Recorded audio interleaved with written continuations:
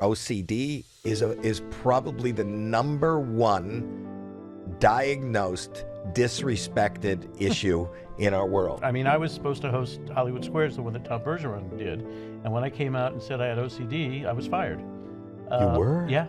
Wow. They thought I was crazy. I did not know that you were fired, but that's what I thought would happen with me. You know, I'm never going to work again. And our goal always is, how do you help people face your fears? So I always say to people who are dealing with what we deal with, there is light at the end of the tunnel. We'll both tell you that. Yep. There is light at the end of the tunnel, but you're not going to get to that light unless you get up and fight and walk toward that light. And so you got to get up and walk toward that light, and it is worth it. Yep. Because when you're on this side of it and we're coping and we're dealing, I'm telling you, as two people who are on this side of it, it's really worth it.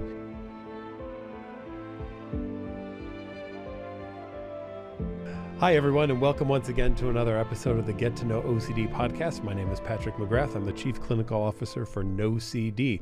If you're looking for help for OCD, you can go online to nocd.com, where you can be matched with an expert therapist in your area. I'm excited today. Our first, should I say double guest? I don't know where we want to go with that. This is so exciting. But to have Howie Mandel and Marc Summers here today. Gents, thank you both for being here. I'm really excited to chat with you both. I see what he did. I see what he did there. Yeah, you see that? Yeah, well, I didn't realize that. He's not just another pretty face. No. It is a face for radio, but otherwise, yeah. This is kind of like a group session. Yeah. Yeah, two OCD patients who I'm going to say now, I'll say it now, that I am thrilled to be sitting here with Marc. Marc and I have known each other for well over 40 years. We've worked together, and he, way before me, was very public about his struggle with OCD. And when I first heard about you and your OCD, I kind of, I was in denial of my own issues, and I've been very open about, I was forced to go to therapy, and then that kind of opened my eyes, and then I accidentally became public about it, and the fact that when I was at my wit's end and thought, oh my God, what have I done about being public about it, just knowing that you had done it before me, and you seem to be surviving and striving, you're like a hero to me, Marc. Yeah, it's very sweet of you. It gets to me. It's interesting because it never affected your career, did it? It did. It did? Yes. In what way? How it affected my career? There's things that I didn't show up to. Really? Many things that I didn't show up to because of fear, out of the excuse before I had a diagnosis of just not wanting to be in a crowded area, saying no to things, saying no to attending things because of my fear of there'd be somebody there with a cold, or I'd have to shake a hand or whatever. So it seems like it didn't affect my career. You are also considered a very successful guy. So did it affect your career? Oh, yeah. So, but 100%. People don't see that. No, they don't. I mean, I was supposed to host Hollywood Squares, the one that Tom Bergeron did. And when I came out and said I had OCD, I was fired. You were? Yeah. Wow. And so I talk about that in my one-man show because they thought I was crazy. I had been doing television for a long time, and I had made relationships with general managers. And I got a phone call from stations. Yeah, of stations. And the GM I think it was Fort Wayne, Indiana, called me and said, you ought to hear what the folks at the production company, King World, are saying about you. And they are saying that I'm impossible to work with, and that I'm crazy, and that I'm out of my mind. And the next thing I know, I was fired from the show. And it was a whole long thing, and there was a lawsuit that I didn't get much money at all. But nobody had ever heard of a guy getting up and talking about obsessive compulsive disorder. And at the time when I did it, which was in the mid-'90s, it was so misunderstood, and nobody understood what the hell was going on. They just thought they said I was impossible to work with, and this and that. I had it all up to that point, and I was doing fine, but I came out and said, guess what? And, look, I was very vocal. I did Oprah, I did Howard Stern, I did the Today Show, and I was very, here's what's going on in my life. And people got scared. And, there wasn't a lot of help back then. There was, on the cusp, I was doing behavior therapy, but as far as medication and things, there wasn't a whole lot going on. Fast forward the tape 25 years, it's much better, obviously, because of guys like you and what you're doing. But I was kind of in the early stages of that whole situation, and I didn't work for about 3 years. Yeah. So you know that in my story, when I blurted because Howard Stern wouldn't open the door for me. I know. I listened to that episode. Yeah, but I said it and I thought we were in a commercial. And when I heard that it got blasted all over the nation that I've been diagnosed with something called obsessive compulsive disorder, which when I heard about it, it gave me some comfort in knowing that there is a title and maybe a path to maybe coping with life. But when I said that out loud, I said that's the end of my first worry was how's the world going to be for my family who now has somebody who has blurted out that I'm mentally, in their minds, unstable. Yeah. And then nobody's going to want to work with me, and which is not a crazy assumption, thinking I did not know that you were fired, but that's what I thought would happen with me. I'm never going to work again. Yeah, we had shot the promos. They made the announcement at the CBS O&Os, got a standing ovation, and then the next thing I know, my agent calls and says, well, no, you know what happened? I was doing the Rosie O'Donnell show, and who was the original host of, oh my God. Anyway, one of the hosts came up to me and said, Summers, I heard you're being fired. And I said, news to me. And I called my agent at the time, and I said, have you heard anything about me being fired? And she said, who told you? And then all hell broke loose. So the word was out. And who was the original host of Wheel of Fortune? I cannot think of who it is. Wheel of Fortune is Pat Sajak. No, before that. Oh, wasn't it the guy that did 2 and 2? Yeah. Chuck Woolery. Yeah, Woolery came up to me and said, Summers, I heard you're being fired. And if you are, I want your job. That's what he said to me. Wow. Yeah. So, show business is a lovely place to be. And Howie and I can tell you endless stories about that because it's so competitive. And if they can find one thing to kind of get you off the list. But the stigma related to mental health, as you said, is better today. Yeah. But not great. Right. And I've talked about this before. If you and I were in a regular business, if we worked in an office someplace, and the story I always remember about you is like it would freak you out if the fringes on the carpet were not straight. Yep. And you obsess and you have to get them all straight. If somebody heard you saying that, they would probably avoid you. Whereas if you go, you know what, I can't lift something, my back is out, everybody will hand you a card to their chiropractor. But to say I was up all night straightening the fringes on my carpet in my house, people will look the other way. Whereas I think we all need in life a coping skill, and there hasn't been access for everybody. Number one, to talk about it out loud, and that's the first thing, to the fact that you and I are open to talking about it. And secondly, okay, so now we're talking about it, what do we do about it? And not that this is an ad, and I'm not making this an ad, but I really truly believe in the app that this is. There's no reason that somebody, even if you're uncomfortable with talking about it, make an appointment to get some counseling from wherever you are. But because we've known each other for so many years, you've improved light years. I mean, I do see you hug people from time to time on AGT. Yeah, so so I'll just talk about myself, and I'm not talking about, and you could talk about this as a doctor, sir. I'm medicated at the moment. When I am on my medication, there seems to be, our body chemistry. You could speak more professionally about this, but I think our body chemistry continuously is changing and is in flux as we age. Our hormones change, our levels change, and whatever's going on in our body. So sometimes I will have peaks and valleys of, when the medication is really working and my therapy is really working, I could hug. I could probably do everything. My fear is being triggered. So I don't really shake hands. I don't know that a hug is it's never really bothered me. That was never my thing. But I get judged constantly online and in social media because I saw you hug somebody, or I saw you on that show, or you hugged the contestant on AGT.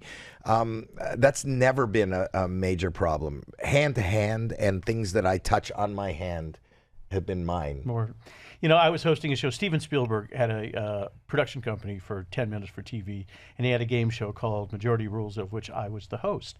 And we shot about 90 episodes. And when the show finally got pulled, one of the executives came up to me and said, "Could you come in my office?" And I said, "Sure." And he said, "I got to talk to you about something." I said, "What's that?" He goes, "Something's different about you." And I said, "What do you mean?"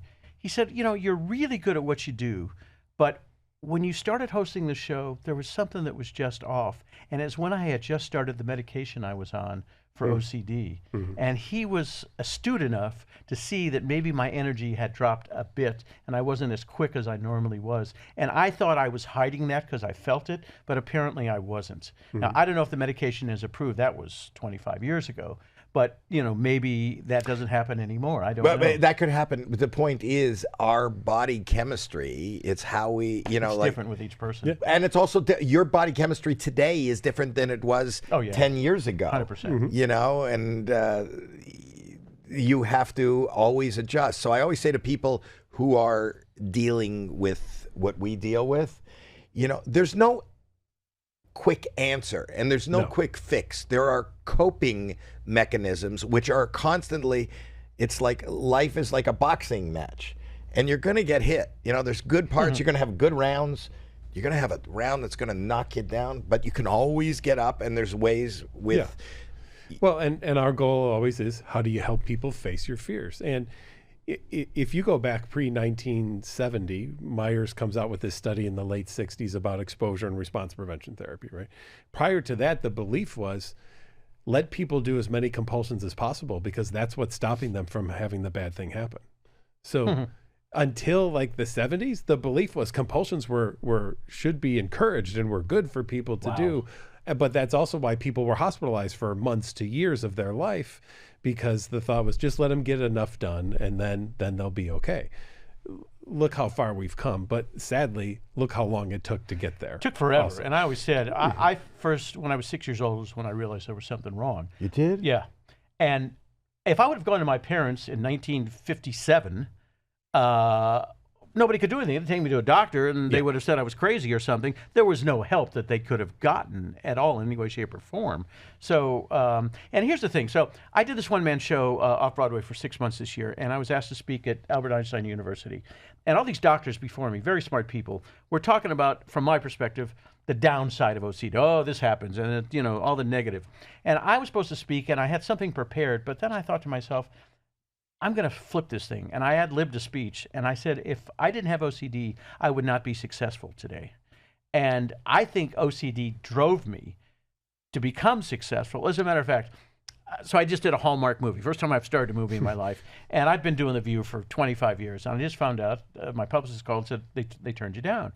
So what did I do? I came up with an idea for me to host a holiday game show during the Christmas season while I plugged the movie, sent it to the exec producer, who's a friend of mine, and he got right back to me and said, good idea, let's talk about it tomorrow. So I'm always coming up with a way to get me to where I want to go, and I think I've been driven by the OCD, so it's been a positive thing in many ways, as well as the negativity, but I figured I've come up with a way to overcome that. Coping. Yeah. I think life is coping, so if you have, strengthened yourself to find a way to get from A to B, because that's all life is, we want to just keep moving forward, then that's fantastic. But I think that we all need to be open to the fact that there is help, there are many answers, and as time goes on, there are more answers, more help, and more professionals like you who have answers. And the drive, speaking to that, obviously anybody who's going to overcome OCD has to have drive, first of all, to even challenge OCD, because OCD is going to kick you down every single time you try to go up against it, right? And you have to accept the fact that that's just what it's going to do. I sometimes describe it as the last scene in the movie It, where the only way they defeat it is by not believing in it, right? When they believed in it, it was just knocking them all around. And when they said, you know what, maybe you're not real, that's when they were able to finally start moving forward. And the courage and the strength that it takes to be able to experience something in your head that's triggering your fight, flight, or freeze response, that's so primordial and evolutionarily telling you you're going to die or something horrible is going to happen if you don't do this, to be able to say to that, okay, and then go do the opposite. But that sounds, and this is on one podcast, explaining that is kind of, to most people, comes off incredibly dismissive. And what I, like people have always, even my OCD and your OCD, don't you find that when people approach you, they go, you're not going to get sick, shake my hand, and if somebody's afraid of flying, you go, just don't think about it. It's so much safer to be in a car this is so much safer than being in a car. Yeah. Right. It's easy to say, yes, but we need the tools to have the ability to dismiss these fears, and I think you have to, other people have to respect that it is real. Of course. Our fears are, the fear itself is real. 100%. And that our inability to overcome the fear in the moment is going to take more than just a suggestion. Absolutely. It's practice, right? And it's also why we don't start with your highest level fear. We're gonna put a toe in the water and see how it feels. I'm not throwing you in the deep end of the pool. It would be disrespectful for me to go over and demand you to shake my hand right now. I mean, that would not be anything I would ever do. But I think of what you and I have, for the most part, OCD is probably the number one diagnosed, disrespected issue in our world, right? I would agree. How many people come up to you and go, I'm like, I've got a little bit of the OCD. I want everything in order. I hate that when people, everybody thinks they have it, and they don't. You know? Rosie O'Donnell used to say it on the show, oh, because of my OCD. You don't have OCD. Stop it. Stop saying that stuff. You know the real story I'm thinking out here? You ought to interview Howie's wife and my wife. I bet they have stories about the two of us and how many times they almost left us because we were That's why but you know that was her. Yeah. I went to therapy on an ultimatum that she was going to end the marriage and take the kids and go unless I got help. And I think they all feel that way because how much pressure do we put on these folks? Because my deal, when we first got married, I lived in a one-bedroom apartment in Studio City, and I wanted to clean it every Sunday. But I mean, like 8 hours of cleaning over and over and over again. And finally she said, do you think this is necessary? And I said, of course it's necessary. What are you talking about? And they get tired of it. They don't want to do that. They want to go out and have fun and go to the beach or whatever. I needed to straighten that place and clean it until it was perfect, And what is perfect to me? Well, it changes. The rule book, I don't know about you, changes on a daily and weekly basis. What bothered me yesterday may not bother me today, but there's some new thing that's driving me crazy, It's like a skipping record, Yes. You may not have OCD and have a thought that is, that's bothering me, that's lying over there. That's bothering me, that's a bit of a mess. That's bothering me, but somebody who suffers what we suffer, that skipping record, I can't stop that thought. I can't stop that intrusion of that thought, and I can't do anything else until I do something compulsive over and over again to stop that, whatever it is bothering me. When I was in Winnipeg recently doing this movie, I had a lot of time at night, and I would go to a grocery store, but I would find myself getting stuck in there because I had to read cans on the shelf perfectly. And if I didn't read them perfectly, now what the hell does perfect mean? It changes on a minute-by-minute basis. Right. But sometimes I couldn't get myself out of there. And finally, at one point, I had a container full of groceries and things, and I just said, screw it, and just walked out because I couldn't take it any longer. And, people It's think torturous. we're, quote, cured. It's a day-to-day basis, man. I'm always dealing with something. Now, some days are better than others. And I always say I'm 82% cured. I don't know anybody who's been 100% cured from OCD. I don't think I'm cured. I think I have really good coping skills. I think my OCD is where it has always been. I have just, with medication and surrounded by professionalism and skills that have been taught to me and my constant work, I can get through it, and you can't tell that I have it, but I think it is probably the most prevalent thing in my life, moment to moment. And look how successful you are. Well, success is what's the word success? Success, what does success mean? Well, I mean, you get up every day. I don't know if you're stressed when you get up and think about all the mishigas that you're going to deal with, but you go to work, you're running great business, you're on television. you know, For that me, ain't easy. For me, success, and anybody watching it, for me, and it's all, everybody has an interpretation of success, is to be content and happy for a moment. And in everybody's life, all you have is this collection of moments. And the fact that you're on TV, maybe that's something that somebody else would want to do. I don't know that is. I think most people define that as success, or the fact that you have some money is defined as success. But look at Howard Hughes. Howard Hughes was one of the most brilliant minds ever, who was on the forefront of aviation and engineering and movie making and money and entrepreneurship. His last couple of months of his life were spent, naked in the fetal position, locked in a room, peeing into a bottle. Was he successful? Not so much in life. Not in life, but I know how smart you are because I've known you a long time, and some of the things that you came up with when you first came here about driving out to the desert and buying property and all that stuff. I find that a lot of people who have OCD are some of the smartest people I've ever met. Not to pat ourselves on the back, but I really think a lot of the folks I've met with are smarter than the average bear, and you're certainly in that group. I think we all have an opportunity to excel at whatever it is we want to excel at.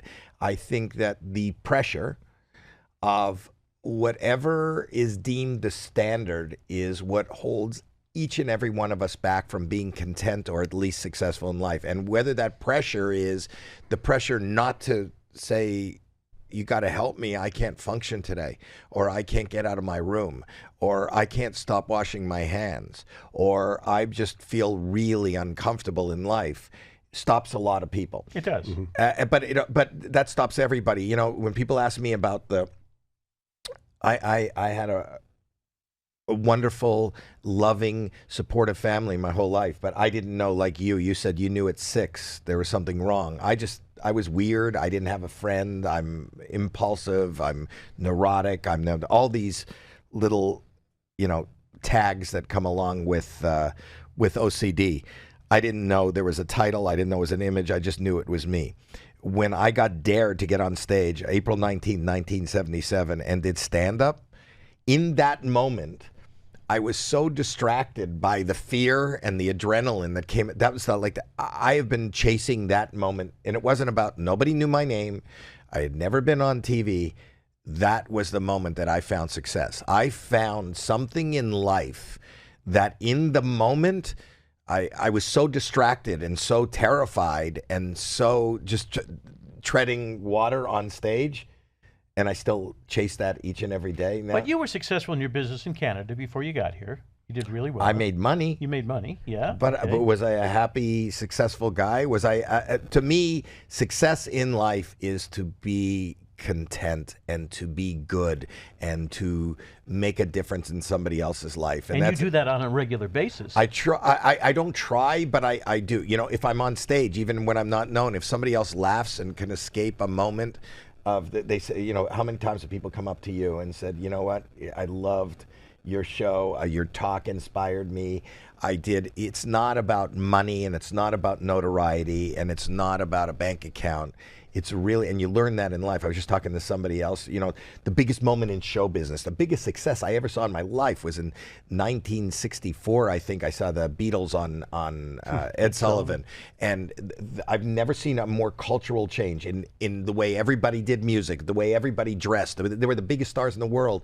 My grandkids right now have no Paul McCartney's still alive. It doesn't mean anything. So what is success? Success is that I got to make them feel, and myself, content, happy, and healthy each and every day. And if I can make this moment something I can get through, this is a successful moment. Yeah, same for me. When people say, I didn't know what I had until I saw you on Oprah or until I read your book. And so when you change people's lives, I mean, I love to go out there and host a good show or make people laugh, but being able to change somebody's life by either listening to what we have to say or by reading something that we have written is certainly more important than saying, 2 Jews go in a bar. I mean, it's just a whole different kind of thing, although we enjoy doing those jokes. But putting importance on, the importance right now, and maybe it's part of how I kind of cope with OCD. is just this moment. Like this moment right here, sitting with a friend, talking about something that I really care about, not feeling, as healthy as I could possibly be, knowing that I'm not getting an emergency call from a family member is a great moment. So this is a successful moment in life. And if I can line up as many of these moments and no more as possible, then that's what I'm here for. This really is a therapy. It really is, because it is moment. Yeah, because OCD doesn't care about you or your happiness. It cares about its own self and its own happiness. It is. That's like the only it's thing. an entity unto itself. Yeah. So if you're happy, I don't care. If you're sad, I don't care. I mean, You don't care if I'm happy? OCD. Now I'm pretending to be OCD for a moment. I love you. Oh, thank you. Yeah, I know what Sorry. But Distracted for a minute. even if you're told, hey, if you're late for work one more time, you're fired. Right. And you're halfway there, and but what if I didn't lock the door? And you go, and you're just hoping they're going to forget that, and you lose your job. OCD's not going to say I'm sorry. It's going to be like, well, if you checked the door the right time, the first time, you wouldn't have had to go back. It's your fault. You lost your job, right? OCD is going to win every time in those arguments. And that's where I really talk about getting people to pull back from it and just accepting that that is what it does. It is the nature of itself to do that. But just because it does it doesn't mean you have to go along with it. Easier said than done. Totally. But life is easier said than done. Yes. Yeah. Everything, whether it's the rejection that we face day to day, and even in what people would think success is, the more you have this success, the harder it is to get a no. You go, wait, you're saying no to me? Yeah. I've done this. How could you say no? How could you be more interested in what I'm doing? You know who I am? Yeah. It's just, it's almost harder now and I promise you, I get rejected every day, multiple times a day. Do you really? I wouldn't lie about that. I absolutely, 100%. My whole thing, and we're in my office is just outside here. I always have ideas, and I'm constantly phoning something, pitching something, trying to do something that doesn't take off, posting something that gets 3 clicks. I've posted a lot of things that go viral, but most things I post don't go anywhere. It's just, do you want to focus on that? Or I just, this moment, I'm not thinking about how that did, or why they said no, or why that didn't work, or why that's canceled, or why that's not successful. I'm thinking about just talking to you right now. Right. And I don't know when I finish this interview, I don't know what I'm going to do next, but I'm going to make that moment good. Try to make it as good as possible. That's what my favorite thing in life is stand-up, as far as a practice to do. And stand-up is the only thing that allows me, and I drop in 3-4 times a week. I saw you at a club date the other night. We were with Adam Ray. But I'll drop into the clubs at midnight with 5 or 6 people there, because that is a physical practice that can keep me in a moment. Cool. I'm not worried about germs in that moment. When once somebody goes, ladies and gentlemen, Howie Mandel, it's like I'm on a roller coaster. Yeah. And I love thrill rides. I still love thrill rides, Really? because that adrenaline takes me out of whatever I'm going to worry about. I'm just going to hang on and not die. That's cool. Yeah, you have no fear. You get up and you do your act on a regular basis. You've been doing it now for 40 years. Part of, I don't know if it's my medication, I've lost fear. You have. Yeah. Oh, God. I don't know if that's it. I'm okay with it, but I don't have, so I push really hard to get myself adrenaline. I have an incredibly high pain threshold, and I feel no fear. What a great place to be. What? What a great place to be. Yeah, but there's also if you want a downside, I've got I live in a kind of a numb gray zone. Because of the medication? Or? I don't know. Ask him. Could be. I mean, there's also just sometimes there's an avoidance behavior, or a way that we approach the world as a way to try to not get triggered by things. And the more we practice that, the more just natural it is to do, and it can pull us away from a lot of things. So a lot of the work that I do with people is to push back into things that are uncomfortable and test the waters and get those feelings back, because many people are afraid of feelings, and they will do all that they can to stay away from I have no feelings. Yeah. So we might, that's something to work for. I do mean that. Really? Yeah, I do. But I always thought it was a result of my medication. It was, I think. Huh. Can be. I think I've been numbed. And also my fear of dealing with stuff. So Yeah. I just... That I get. I'm emotionless. And that's always something to work toward if you want that back, that you work with your therapist on, right? In what you're going to be doing. Yeah.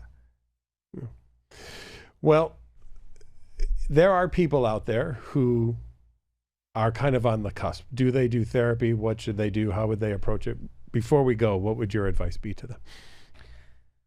Well, I think you got to try anything that will get you, quote, better, no matter what that is. And unless you stick your toe in the water, you'll never know. So it's better to at least give it a try than to suffer.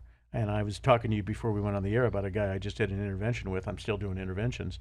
And the guy was a former alcoholic and a former drug addict, and he got through both those. He's totally clean. But I could not get him to call the proper people to start his treatment for OCD. And it took him about a month, and he finally did it. And I just went to breakfast with him, and he's there. But he was scared to death to make that phone call. And you can only push people so far. And all I kept saying to him, your life is going to be a lot better than it is now. I'm just telling you, just try it. If you don't like it, you can back away, but you won't know until you go for it. And now he's on the program. So I'm hoping he sticks with it and he can get to a place where he's better. But he's also got a bit of Tourette's, and he's got some blinking and head motions and things like that. So he's got a lot to work on. But it's all tied in. You know, people don't realize that Tourette's is the next step down from OCD. It's a related condition. Yeah. I think he answered, just go for it. And here's the thing that I tell people. Listen, if you know there is something wrong or think there might be something wrong, you need to take that first step and check it out. Yep. And whether that is talking to a loved one, a caregiver, an app, a doctor, a mental health professional, the first thing is to talk about it and to keep talking about it, not stop talking about it, because you will connect with somebody or something that will throw you a lifeline. And when you are thrown that lifeline, there's no guarantee that that lifeline is the answer. In fact, as somebody who is our age, there have been, I've taken paths and then it had to veer and take another path and take it. There isn't one answer, right, and there's not one person, and there's not one place. You just got to keep fighting. And I will tell you, this is what I will tell you. There is light at the end of the tunnel. We'll both tell you that. Yep. There is light at the end of the tunnel, but you're not going to get to that light unless you get up and fight and walk toward that light. And so you got to get up and walk toward that light, and it is worth it. Yep. Because when you're on this side of it and we're coping and we're dealing, I'm telling you, as two people who are on this side of it, it's really worth it. And there are too many people that give up. Yeah. And too many people that do bad things to themselves and which really will affect not just yourself, right, your world, and you'll rock the world of everybody you ever cared about and do. So if for nothing else, you got to keep fighting. It's just worth it, and it's the right thing to do. Yes. May we never lose another person to suicide or drugs or alcohol because of OCD. Yeah, 100%. Awesome. Thank you both for being here. I really appreciate you joining us. It's been a pleasure. I'm sorry we hogged the conversation, but we know each other so well, and we kind of read each other's minds, and hopefully the conversation we had here will inspire people who are on that cusp to move forward. I hope so too. So you're telling us our time is up, and you have another patient coming in? Yeah, you only paid me for half an hour for this therapy. Everything we've done, and he won't do it. Thank you. Thank you.